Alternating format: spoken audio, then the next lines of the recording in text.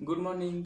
आप सभी का चैंपियंस क्लासेस में स्वागत है। आज की क्लास में मैं आप लोगों को RS अग्रवाल बुक से नंबर सिस्टम चैप्टर का क्वेश्चन नंबर 127 बताने वाला हूँ। देखिए, यह क्वेश्चन जो है बहुत ही इंपॉर्टेंट है। ओके, इस प्रकार के क्वेश्चंस एग्जाम में पूछे जाते हैं। ओके, तो सबसे पहले हम इस क्वेश्चंस को देख लेते हैं कि क्वेश्चंस क्या दिया हुआ है। ओके, उसके बाद में हम इसको डिटेल्स में सॉल्व करेंगे। ओके, 3 अंकों वाली एक संख्या 483 को 3 अंकों वाली दूसरी संख्या 984 में जोड़ने पर 4 अंक वाली संख्या 13B7 प्राप्त होती है, जो 11 से विभाज्य है। तब 3A + 4B का वैल्यू कितना होगा, यही हमें फाइंड आउट करना है। ओके, सबसे पहले हम क्वेश्चंस को समझ लेते हैं। क्वेश्चंस कह रहा है कि 3 अंकों वाली कोई एक संख्या है, उसे 3 अंकों वाली किसी दूसरे संख्या में जोड़ा जा रहा है। ओके, तो 4 अंकों की संख्या प्राप्त हो रहा है। ओके, तो जो संख्या 4 अंकों वाली जो प्राप्त हो रहा है वह संख्या 11 से पूर्णतः विभाजित है। ओके, यानी कि यदि हम 3 अंकों वाली एक संख्या को किसी दूसरे 3 अंकों वाली दूसरे संख्या को यदि हम ऐड करते हैं तो जो एडिशन आ रहा है, जो योगफल आ रहा है, वह 4 अंकों की कोई संख्या आ रहा है। ओके, तो जो 4 अंकों की संख्या आ रहा है वह संख्या 11 से एग्जैक्ट डिविजिबल है। ओके, तो हमें ए और बी का वैल्यू निकालना है। ओके, तो हम क्वेश्चंस को सॉल्व करते हैं। देखिए कैसे हम क्वेश्चंस को सॉल्व कर रहे हैं। सबसे पहले क्वेश्चंस का लैंग्वेज जैसे जैसे दिया हुआ है वैसे वैसे हम वर्क कर रहे हैं। ओके, देखिए यहाँ पे 3 अंकों वाली एक संख्या 483 को 3 अंकों वाली दूसरी संख्या 984 में जोड़ने पर, ओके, यानी कि 483 को 984 में जोड़ा जा रहा है। ओके, तो देखिए यहाँ पे हम वर्क कर रहे हैं। 483 को जोड़ा जा रहा है किसमें, 984 में। ओके, तो जो एडिशन आ रहा है वह 4 अंकों की संख्या आ रहा है। तो एडिशन कितना आ रहा है, 13B7 आ रहा है। ओके, एडिशन कितना आ रहा है, 13B7 आ रहा है। ओके, अब देखिए, अब क्वेश्चन कह रहा है कि जो 11 से विभाज्य है, जो मतलब क्या हुआ कि जो यह एडिशन आ रहा है यह 11 से विभाज्य है। ओके, यानी कि हम इसको ऐसे भी कह सकते हैं कि 13B7 जो है यह 11 से पूर्णतः विभाजित है। ओके, यहाँ पे हम समझने के लिए लिख दिए हैं। देखिए, क्वेश्चंस के लैंग्वेज को सबसे पहले हम समझेंगे। ओके, उसके बाद में हम सॉल्व करेंगे। तो क्वेश्चंस कह रहा है कि 3 अंकों वाली एक संख्या है, उस संख्या को किसी दूसरे 3 अंकों वाली संख्या में जोड़ा जा रहा है। तो जो एडिशन आ रहा है वह 4 अंक की संख्या आ रहा है, जो 11 से पूर्णतः विभाजित है। ओके, यानी कि जो एडिशन आ रहा है 4 अंकों की संख्या वह 11 से विभाज्य है पूर्णतः। ओके, तो हमें यहाँ पे ए और बी का वैल्यू पहले फाइंड आउट करना है। ओके, तो यहाँ से हम देख रहे हैं कि एक क्लू हमें मिल रहा है। ओके, बी का वैल्यू हम चाहेंगे तो निकाल सकते हैं। कैसे निकाल सकते हैं, यानी कि 13B7 जो है यह 11 से पूर्णतः विभाजित है। ओके, तो 11 से विभाजिता का नियम क्या कहता है, सबसे पहले इसे बनाने के लिए हमें 11 से विभाजिता का नियम पता होना चाहिए। ओके, कि कब कोई संख्या 11 से पूर्णतः विभाजित होती है। ओके, तो 11 से विभाजिता का नियम यह कहता है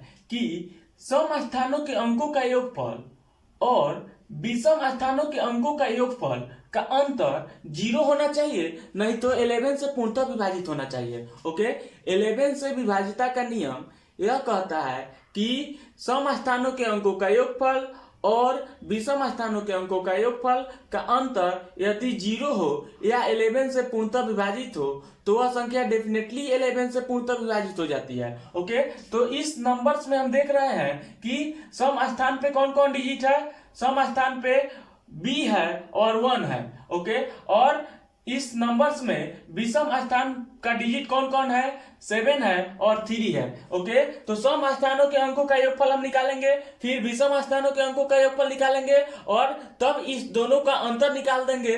तो अंतर जो है वह 0 होना चाहिए, नहीं तो 11 से पूर्णतः विभाजित होना चाहिए, तभी यह संख्या जो है 11 से पूर्णतः विभाजित होती है। ओके, तो देखिए यहाँ पे क्वेश्चन कह रहा है कि यह जो 4 अंकों का नंबर्स जो मिल रहा है यह 11 से पूर्णतः विभाजित है। तो 11 से कब यह पूर्णतः विभाजित होगी, जब सम स्थानों के अंकों का योगफल और विषम स्थानों के अंकों का योगफल का अंतर यदि 0 हो या 11 से पूर्णतः विभाजित हो। ओके, तो हम इसको अब 11 से पूर्णतः विभाजित कर रहे हैं। ओके, तो सम स्थानों के अंकों का योगफल यानी कि सम स्थान पे कौन कौन है, 1 है और b है। ओके, तो 1 प्लस b, ओके, सम स्थानों के अंकों का योगफल और विषम स्थानों के अंकों का योगफल का अंतर। ओके, तो विषम स्थान पे इस पे कौन कौन है, 3 है और 7 है। ओके, का अंतर 0 होना चाहिए। ओके, या 11 से पूर्णतः विभाजित होना चाहिए। ओके, तो अब देखिए सम स्थान, इस नंबर्स में सम स्थान पे कौन कौन डिजिट है, 1 है और b है। ओके, और इसी नंबर्स में विषम स्थान पे कौन कौन डिजिट है, 3 है और 7 है। तो सम स्थानों पे अंकों का योगफल जो है वो कितना हो रहा है, देखिए अब इसको हम सॉल्व कर रहे हैं, यानी कि यह जो है सम स्थानों के अंकों का योगफल है और यह जो है विषम स्थानों के अंकों का योगफल है, और इस दोनों का हम अंतर निकाल देंगे तो यह 0 होना चाहिए या 11 से पूर्णतः विभाजित होनी चाहिए, तभी यह संख्या जो है 11 से पूर्णतः विभाजित होगी। ओके, तो अब हम इसको सॉल्व करते हैं। देखिए यहाँ पे 1 जैसे है वैसे रह गया, फिर प्लस जैसे है वैसे हो गया, b जैसे है वैसे हो गया। ओके, और यहाँ पे माइनस जैसे है वैसे हो गया, और इसको हम सॉल्व करेंगे तो 3 और 7 कितना होगा, 10 होगा। ओके, अब देखिए अब यहाँ से हम b का वैल्यू निकाल रहे हैं। ओके, इज इक्वल टू 0, यहाँ पे लेफ्ट हैंड साइड में 0 है तो 0 दे देंगे। ओके, अब यहाँ से हम b का वैल्यू निकालेंगे। ओके, तो देखिए यहाँ पे b is equal to, okay, यह जो है लेफ्ट हैंड साइड में निगेटिव है तो यह राइट हैंड साइड में जाएगा तो पॉजिटिव हो जाएगा। ओके, और यह जो है लेफ्ट हैंड साइड में पॉजिटिव 1 है तो यह राइट हैंड साइड में जाएगा तो निगेटिव 1 हो जाएगा। ओके, यानी कि b का वैल्यू जो है वो कितना हो गया, 9 हो गया। ओके, यहाँ पे b is equal to 9, b का वैल्यू हम लोग को निकल गया। ओके, अब देखिए अब हम a का वैल्यू निकालेंगे, यानी कि इस b के जगह पे हम 9 रख देंगे।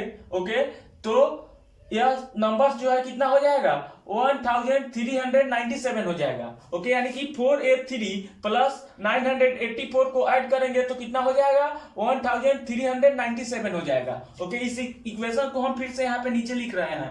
ओके, देखिए यहाँ पे 483 plus 984 is equal to 13, b के जगह पे b का वैल्यू हम रख रहे हैं। ओके, 9 है तो 9 रख दिए और 7 है तो 7 रख दिए हैं। अब देखिए यहां से हम a का वैल्यू निकाल सकते हैं। ओके, यहां से हम a का वैल्यू निकाल सकते हैं। कैसे a का वैल्यू निकाल सकते हैं, यहाँ देखिए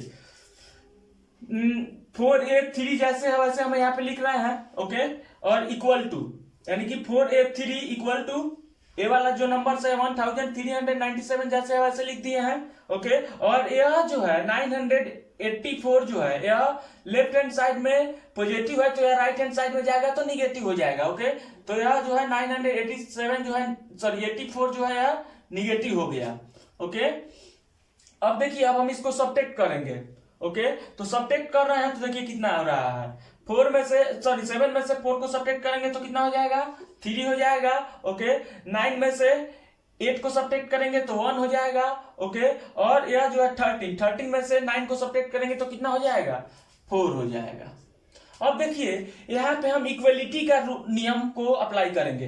देखिए यहाँ पे इक्वलिटी का नियम जो है क्या कहता है कि यहाँ पे 3 है, यहाँ पे 3 है। ओके, फिर टेंस प्लेस पे यहाँ पे a दिया हुआ है, यहाँ पे टेंस प्लेस पे 1 है, और यहाँ पे 100 प्लेस पे 4 है, यहाँ पे 100 प्लेस पे 4 है, और यह दोनों जो है आपस में इक्वल है तो a इज इक्वल टू कितना हो जाएगा, 1 हो जाएगा।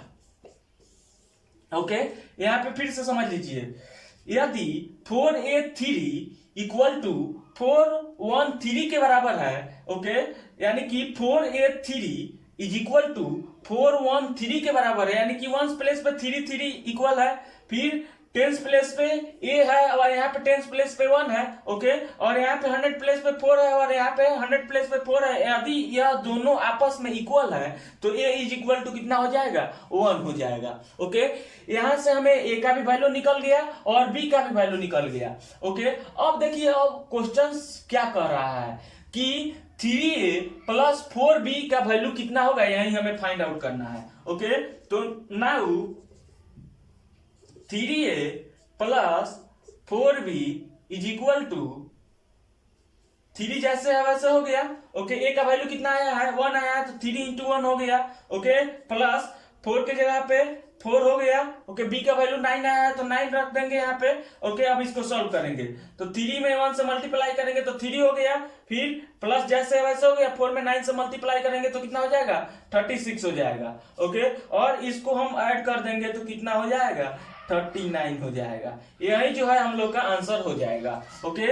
यानी कि इस क्वेश्चन में 3a प्लस 4b का हमें वैल्यू फाइंड आउट करना है, ओके। तो ए के जगह पे यहाँ पे ए का वैल्यू रख दिए हैं और बी के जगह पे यहाँ पे बी का वैल्यू रख दिए हैं, ओके। और मल्टीप्लाई किए हैं 3 में 1 से तो 3 हो गया है और यहाँ पे 4 में 9 से मल्टीप्लाई किए हैं तो 36 हो गया, ऐड किए हैं तो 39 हो गया है, ओके। तो 3a प्लस 4b का वैल्यू जो है वह 39 हो गया, ओके। आई होप ये आपको समझ में आ गया है। देखिए इस क्वेश्चंस को हम एक बार और समझ लेते हैं। देखिए इस प्रकार के क्वेश्चंस को बनाने के लिए सबसे पहले हमें लैंग्वेज को समझना होगा कि क्वेश्चंस का लैंग्वेज क्या कह रहा है, ओके। यदि हम क्वेश्चंस के लैंग्वेज को समझ जाते हैं तो इस प्रकार के क्वेश्चंस को हम इजीली सॉल्व कर सकते हैं, ओके। क्वेश्चंस कह रहा है कि 3 अंकों की कोई संख्या है, उसे 3 अंकों की कोई दूसरी संख्या में जोड़ा जा रहा है तो जो रिजल्टेंट है वह 4 अंकों की कोई संख्या हो रहा है, ओके, जो 11 से पूर्णतः विभाजित है, ओके। यानी कि जो 4 अंकों की जो रिजल्टेंट संख्या आ रहा है वह संख्या 11 से पूर्णतः विभाजित है, ओके। तो 11 से विभाजिता का नियम क्या कहता है कि वैसी सभी संख्या है जिसके सम स्थानों के अंकों का योगफल और विषम स्थानों के अंकों का योगफल 0 हो या 11 से मल्टीपल हो, ओके, तो वह संख्या जो है 11 से पूर्णतः विभाजित हो जाती है, ओके। तो यहाँ पे हम 11 से डिविजिबिलिटी का रूल लगाए हैं, ओके। तो यहाँ पे b का वैल्यू जो है वह 9 आ गया है, ओके। यानी कि सम स्थानों के अंकों का योगफल माइनस विषम स्थानों के अंकों का योगफल निकाले हैं तो जो है यहाँ से हमें b का वैल्यू निकल गया है, 9 हो गया है, ओके। अब देखिए अब यहाँ पे बी का जगह पे यहाँ पे 9 रख दिए हैं और इसको सॉल्व किए हैं तो हमारा ए का वैल्यू जो है 1 आ गया है, ओके। तो हमें लास्ट में क्वेश्चन कह रहा है कि 3a प्लस 4b का वैल्यू कितना होगा, तो ऐसे हम सॉल्व कर दिए तो 39 हो गया है, ओके। आई होप आपको समझ में आ गया होगा, ओके। सबसे पहले हम बी का वैल्यू निकाले हैं, उसके बाद ए का वैल्यू निकाले हैं, ओके। जब बी और ए का वैल्यू निकल गया है तो हम 3a प्लस 4b का वैल्यू निकाल दिए हैं तो हमारा आंसर जो है वह आ गया है, ओके। आई होप ये आपको समझ में आ गया होगा। अब हम लोग नेक्स्ट क्लास में नेक्स्ट क्वेश्चन के साथ में मिलेंगे, तब तक के लिए बाय बाय, टेक केयर।